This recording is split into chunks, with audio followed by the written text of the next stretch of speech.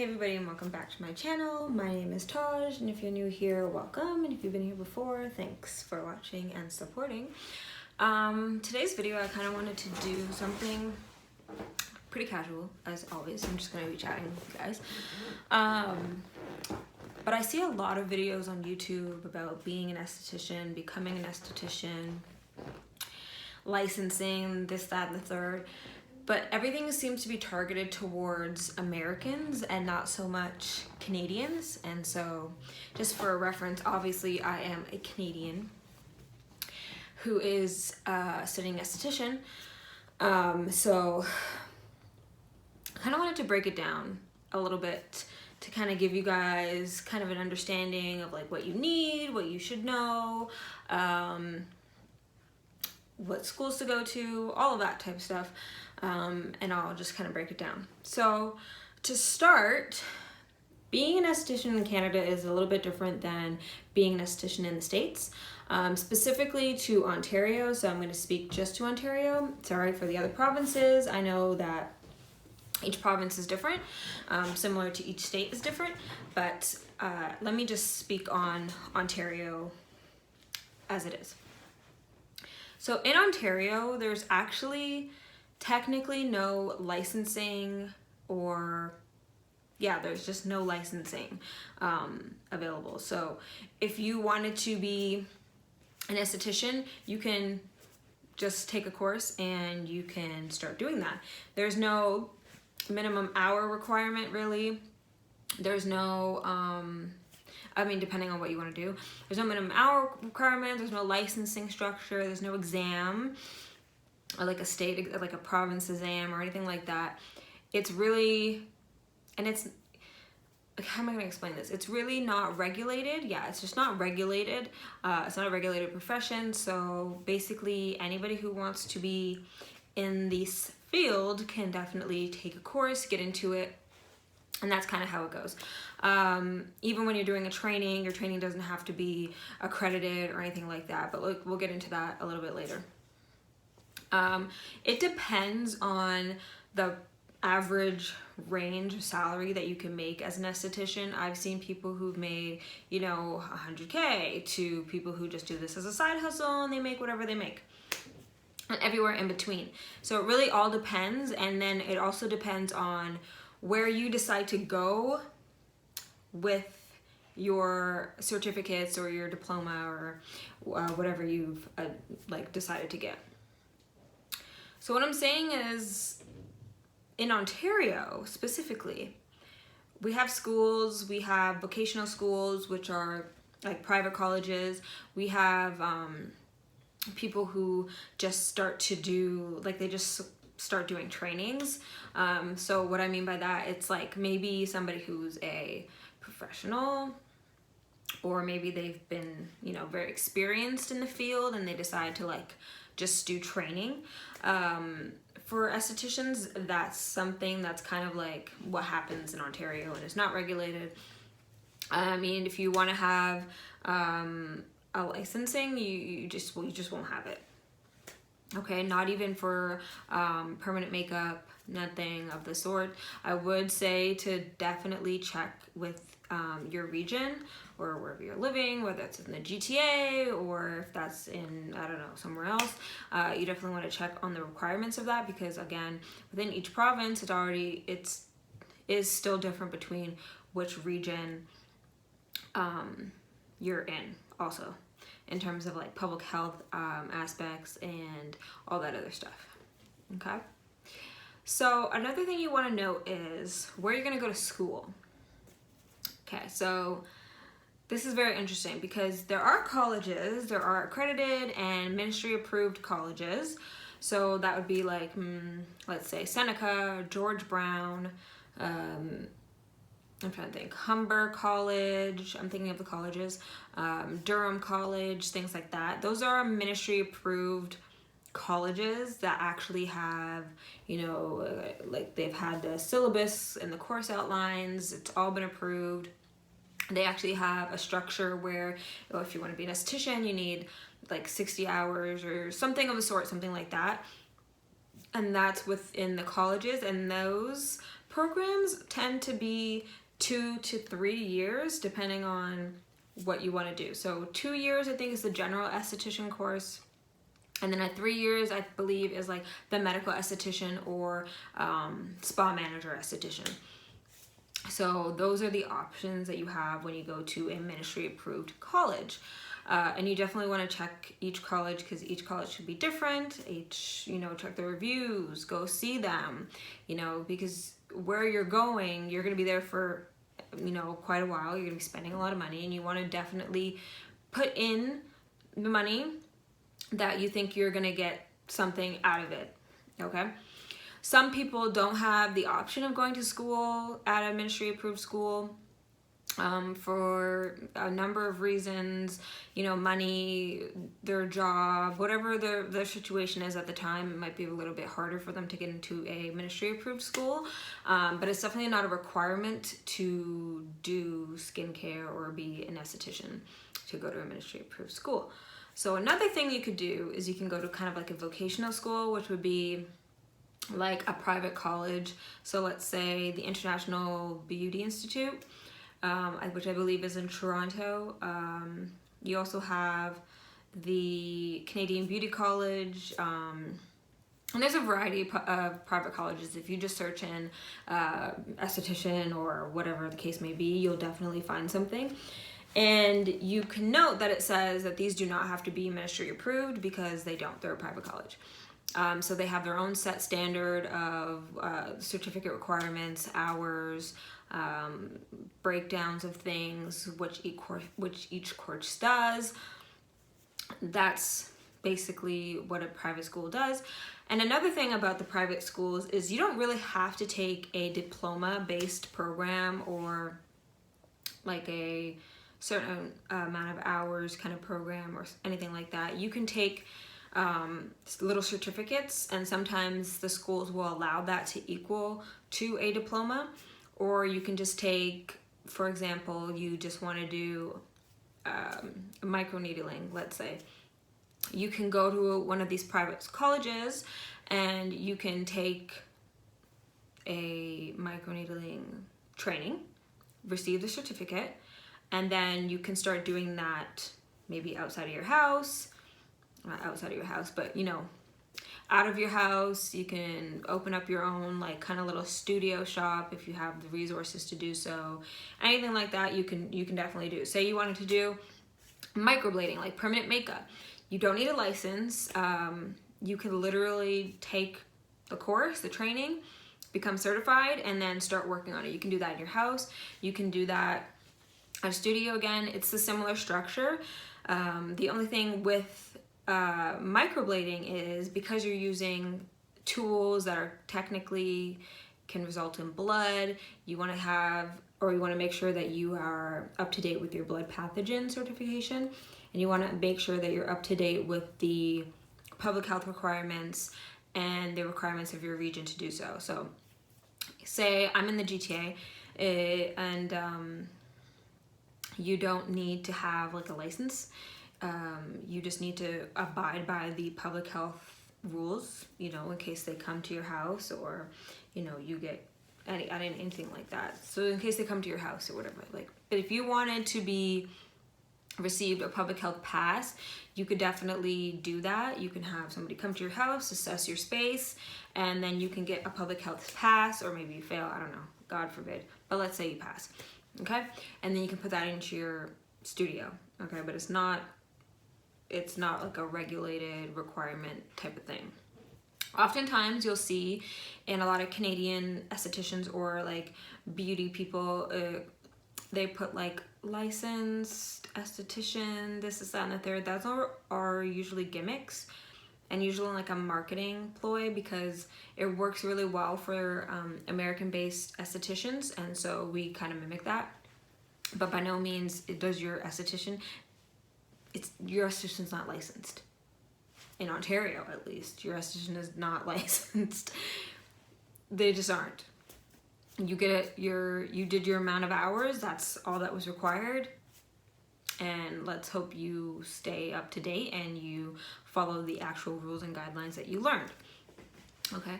So yeah, like I was saying, you can do a whole bunch of certificates that equal esthetician diploma, or you can do a certain bracket. So we have different brackets, and I'm not sure if it's the same in the States or if it's the same in different provinces, but I know in Ontario specifically, you can have skincare therapist, which means you've taken courses specific to the skincare.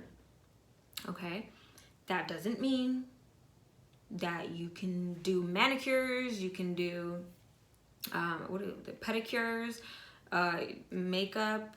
That doesn't make you an esthetician. That makes you a skincare therapist because you did all the requirements for skincare, which is usually like 80 hours or 120 hours, I believe. And that would give you a skincare certification. You can do a laser diploma, which is really big right now, which gives you all of those things in one and gives you an actual diploma in laser. You can do the skincare therapy and then add on laser, add on microblading, add on microneedling, because maybe your school doesn't offer that. And like literally add on everything to equal to one thing that you actually, like say you wanted to be an esthetician, you equal it to one thing, or say you wanted to leave it to skincare, you can do that too. So it doesn't really make you do a full program. Like for me specifically, I don't like nails, I don't like feet, and I don't like nails. As you can see, I don't have any nails. I have really had time doing my nails, so that has not been an interest of mine, and there's no way I wanted to sit in a class and waste my money to do so. So I went the alternate route. I focused mainly on skincare, and that's the bread and butter of what I like to do, and that's where I'm gonna sit. Sometimes I know in certain states they require you to be an esthetician to obtain a certification in lash extensions or anything of the sort. In Canada and specific to Ontario, again, you don't need that. You can do a training in lash extensions alone, and you can start doing that and open a studio, do it at your house, whatever you want. That has a little bit less public health requirements and regulations, so that's free game for anybody to do so. You also don't need to go to a college to do that. You can literally say I find somebody on Instagram, they're experienced, I really like their work, they're offering a course, they're gonna certify me in lash extensions. I can take that, I get it. $600 later, I have a lash extension certification, and that's it. For example, I do a lot of lash lifts. Say I wanted to start a training or a course, either online or in person, I could definitely do that, and people could come to me, I could train them, and then I could certify them. Definitely. Another thing that I wanted to mention was there's not like an hour, there's not like an hour based for those courses. So it's definitely the structure of how somebody wants to put into their training or how they wanted to do their training. Another thing is for school specifically, I think I was going to say, sorry, and I'm losing my train of thought here. So for school specifically, they tend to upcharge a lot of things. So say you wanted to do lash extensions as an add-on, and you've seen it here on Instagram, someone experienced someone's work you like for $600, you can do that. If you go to one of those colleges, like the private colleges especially, it's gonna run you maybe $1,200. And then again, you don't even get to see the work of the trainer.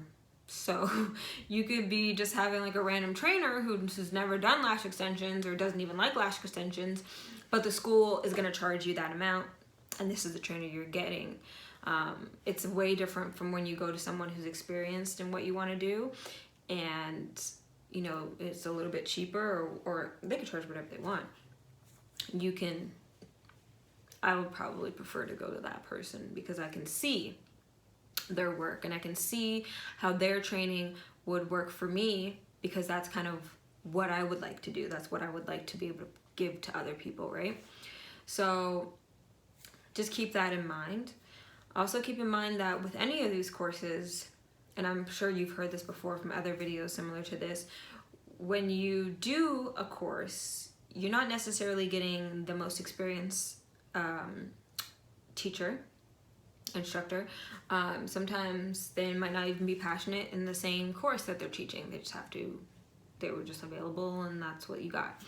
So always remember to take it with a grain of salt, and definitely to have a passion for what you're going to be doing, and learn things on your own. So outside of school, learn things, take additional courses, you know, register yourself in webinars, and you know, all these type of things you can actually do to give yourself a little bit more information and make you a little bit more confident in the work that you are looking to do.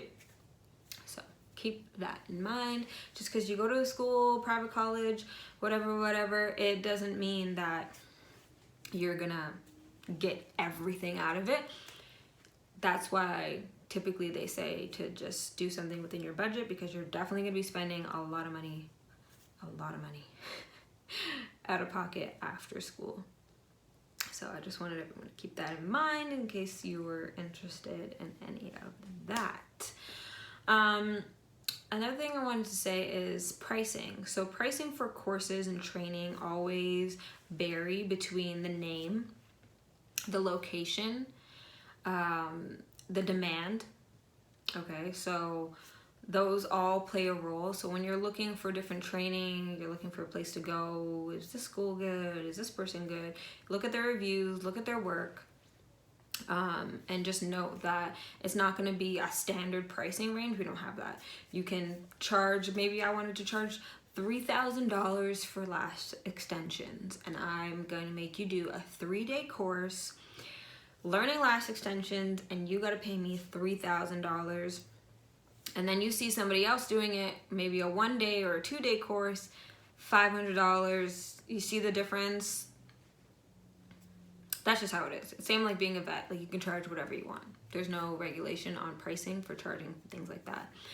So keep that in mind. What else did I want to say? So what do you need to know as a potential skin therapist or an esthetician or anything of the sort? You want to keep in mind that if this is going to be your full-time job, cool, you're going to be selling a lot.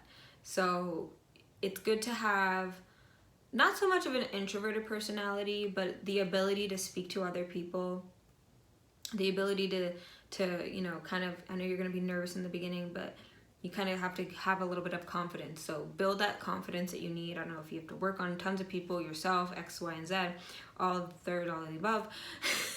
But you definitely need that confidence because you're going to be dealing with a lot of people.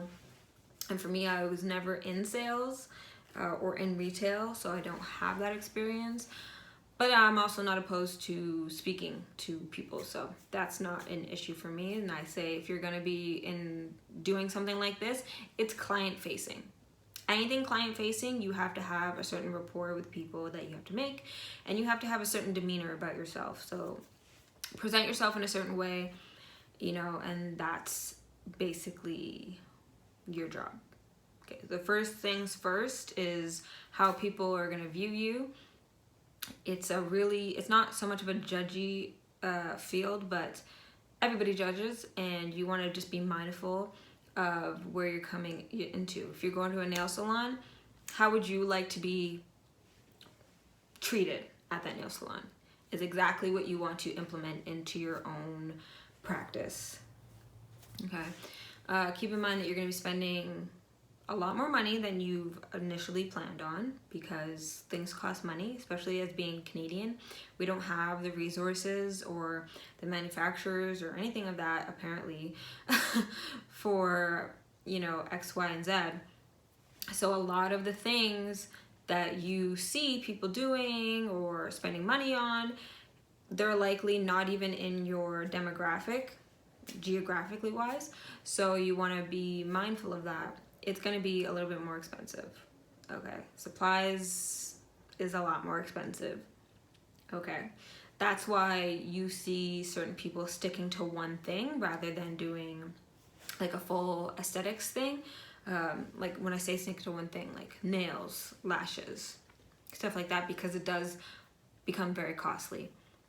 So I want you to keep that in mind.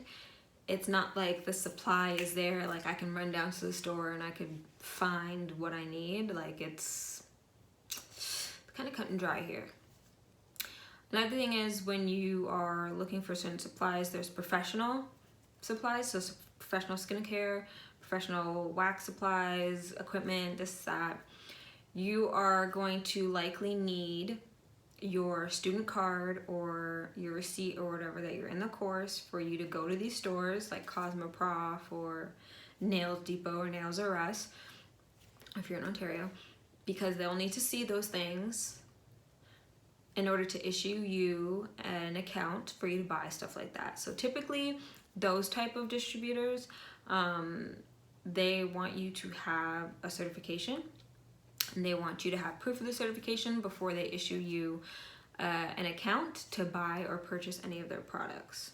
So not during you being a student, but they typically want you to graduate, and then you can buy whatever you want.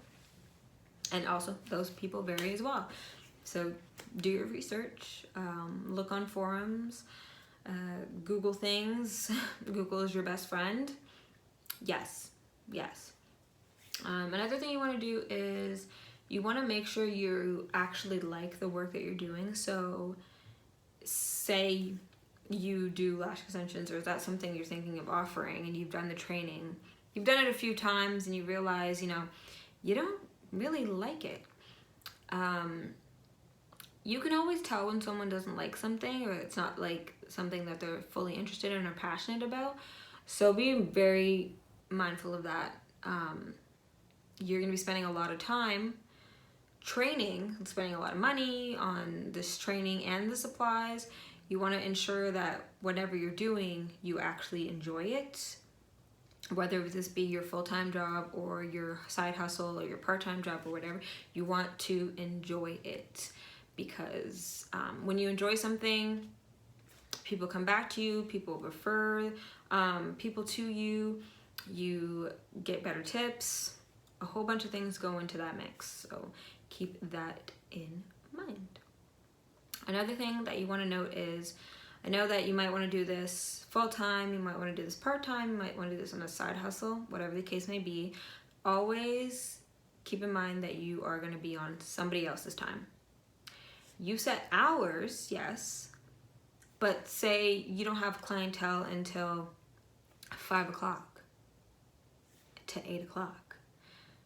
That gives you a window of doing so many things that, what am I going to do between 5 and 8? You could likely do maybe 3 lash extensions between that time frame.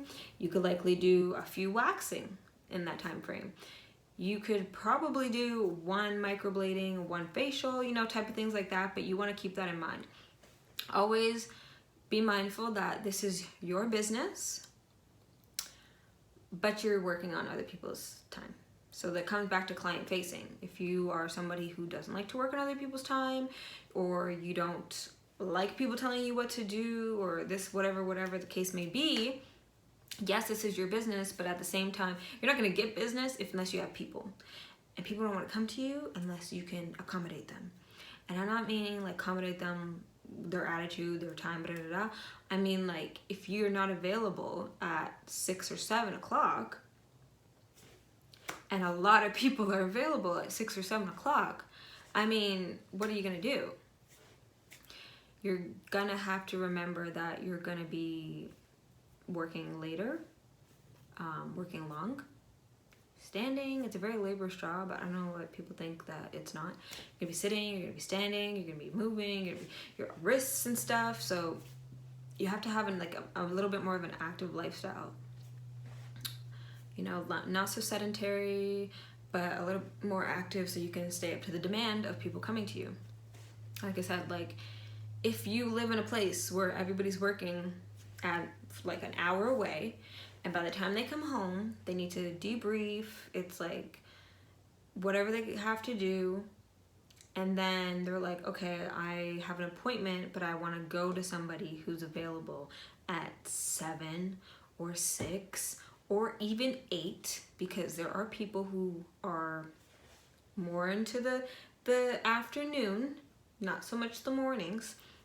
Afternoon, evenings, you have to learn to accommodate that. So always be mindful of that part, because I don't think anybody really tells you that.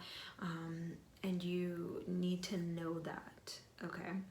So especially in the beginning when you don't have too much clients, you want to be able to be a little bit more accommodating to people. And it's a pretty good job. It's rewarding. Especially someone, for me, this is something I do on the side. I typically work corporate during the day, and I like client-facing things. I like to talk to people. I like to help people out. I like to do those type of things. So it kind of fits within my personality. I've never done it full-time as of yet, but yeah. Always take note of who you are as a person, your personality, and work within yourself. Like, work with what you know, work with what you're comfortable with, and don't do too much if you can't handle it. Start small and work your way up.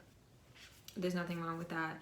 Say you want to structure your schedule a certain way where you're doing X, Y, and Z on these 2 days, and then for the rest of these days it's less, or you're only doing certain things. Okay, so my phone died, which is the unfortunate thing, because I don't know where my SD card is for my real camera, so that's why I'm using my phone. But anyways, I don't want to ramble on any longer. I want to stay relevant to the topic. So if you have any questions specific to what I was speaking about, or if you have any questions that you just need confirmed or clarified, leave me a comment in the comment section below, and I'll do my best to help you out. I can also do a more in-depth part 2 if that's something that you guys are looking for. And yeah, if you're interested more about Canadian estheticians, stay tuned. Thanks so much for watching. Bye.